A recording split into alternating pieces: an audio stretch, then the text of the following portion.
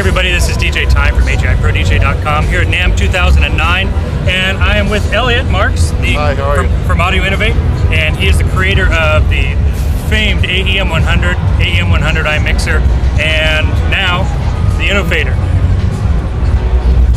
Elliot, can you tell us why you made the Innofader? What happened is when we started with the AEM100 and the AEM100i, we spec'd out a Pro X fade, which is, we thought at the time was the best fader on the market. So, but we found out because it's still a contact fader, so we wanted to come out with something even better than that, because even, no matter how good a contact fader is, it's going to wear out at some point, it's going to bleed.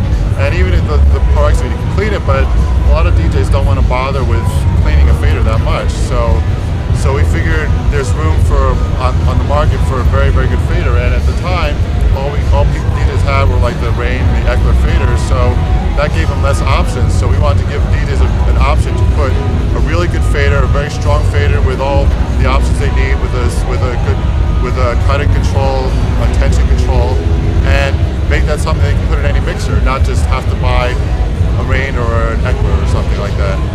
So, can you tell us a little bit about the technology in the Innofader? I know you said that you used to spec out the Pro X fade, but then wanted to do something different because it's still a contact fader. Right. Is the Innofader a contact fader?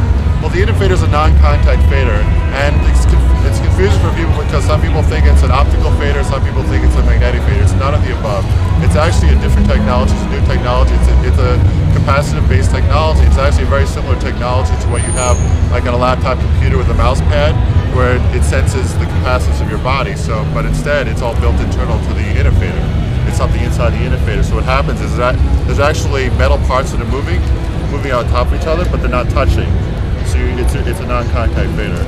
And is this technology that existed already, Elliot, or is this something you designed? This technology has never existed in a fader.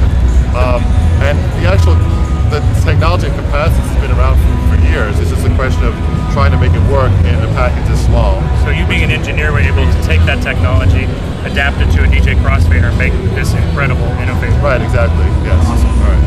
What are some other good features? I know, there's a lot of DJs that you hear that they complain that they busted their stem off or they've blown out an end block. Can you tell us a little bit about how the Innofader is built and why it's a good replacement for that? Well, there's a couple of key things about the design of the Innofader.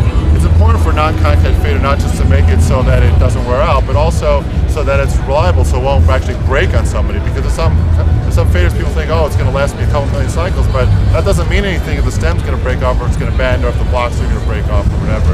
So what we did with the construction is first we have a very sturdy 8mm wide stem, and that's never going to break. I've tried and I can't even bend it. It's very, very, very solid in there. So, and the other thing we do is inside there's actually the end blocks inside, but it's inside this whole metal case. So the metal case itself will prevent any kind of breakage or damage to the end blocks. So those end blocks are actually held in by the case? Yes, they're actually held in by the case, so awesome. It makes it a much stronger product. Now you also mentioned that there's cut-in adjustment, tension adjustment, and slope. Right, there's also curve adjustment. The reason for that is that a lot of DJs complain about the fact that on their mixer the cutting control is not as sharp as they want it to be. Like sometimes it cuts in a little too soft, so they want to actually have it just cut in like a razor sharp on and off. So what you can actually do is on the curve on the fader, you could actually set it as sharp as being just a complete on-off kind of cut if you want to get that far. But for the most part, if you just add a little bit stronger of a slope, you can actually get a really good cut from the mixer.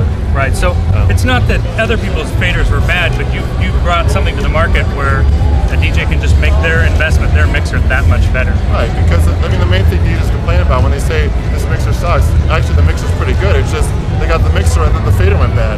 Right. So it's very important that we figured that the one drawback of any mixer is just the fader. So once they put a good fader in it, all of a sudden they feel it's a great mixer. Now, can you tell us just a brief overview brand-wise? I'm not going to nail you down on model numbers, but what genre manufacturers of faders will this replace? Okay, well, it'll fit almost all your well-known VCA mixers for scratching, all your Vestax PMC mixers, Stanton SA3, SA5, all the old Stanton SK mixers, Eckler mixers, all the Eternal compatible mixers, Allen Heath mixers. It's quite a wide range of mixers that it fits on. And you've added a couple new entries to the market. Actually, we have AGI Pro is doing exclusive in the US on a Pioneer adapter, because basically the Pioneer has its own special plate with the different dimensions on it, so we have it so that you can put this fader in the Pioneer.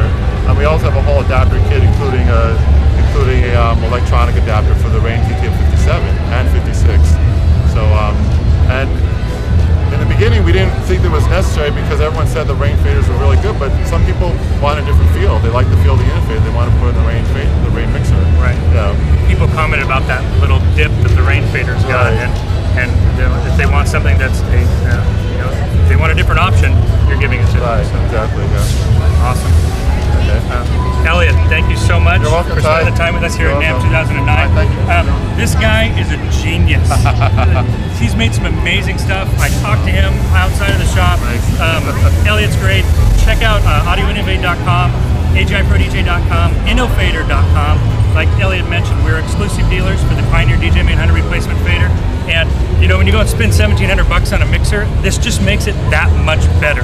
So thanks for checking us out here at NAMM 2009. Thank you, Elliot. Thank you, Audio Innovate. Thank you. Thank you very much.